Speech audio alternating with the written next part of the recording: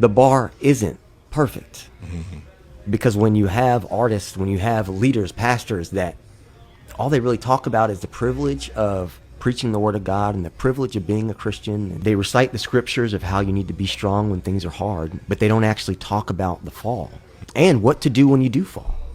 You talk about psychology, therapy, bettering yourself. What do you do when you're in a season where the devil's coming to attack you? I think it becomes comforting to the world when they hear a Christian's gone sideways. Because for once, they can say, oh, thank God.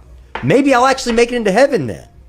Because that was my bar. That was my level of perfect I was trying to live up to.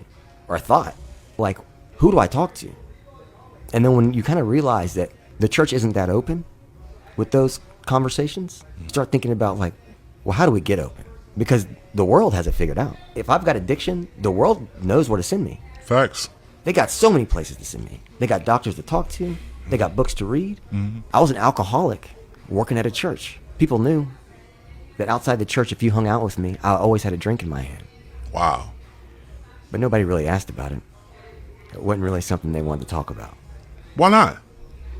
So let me ask you then, because you just said something key then. Yeah. So I guess the issue is we need to get better with building relationships and holding each other accountable. Yeah. Because how is it that, like, to your point, you said people knew that you had a drinking problem that was excessive, that was beyond what we believe from a biblical standpoint, where basically you get drunk all the time. It's a difference between having a glass, a couple shots here and there. And coming into work smelling like alcohol, there's a difference. Yeah. And nobody questioned you. I was questioned for smelling like it if the night before got too out of control. Okay. But nobody would walk with you and say, okay, this is a problem, Marcel, let's really have a conversation about this. And fortunately, I want to put this on the record to you because I love my church. You know what I mean? I still go there. I'm still a part of that church. Fortunately, God led me to work with companies like Church Production Magazine, where I got to interview church creatives from all over the country. I do a lot of work with Ellis Maryland, who's the Atlanta Church Creatives lead. And through those relationships, I've gotten to see that this is a big C church problem. And so fortunately, as I got this clarity, I was also in a position, God fortunately had aligned me with people to already open my eyes to the fact that this wasn't just my church, and my church isn't just bad people and or negligent or lacking foresight to see what's going on here.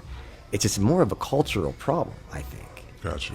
Of being afraid to have hard conversations. Gotcha.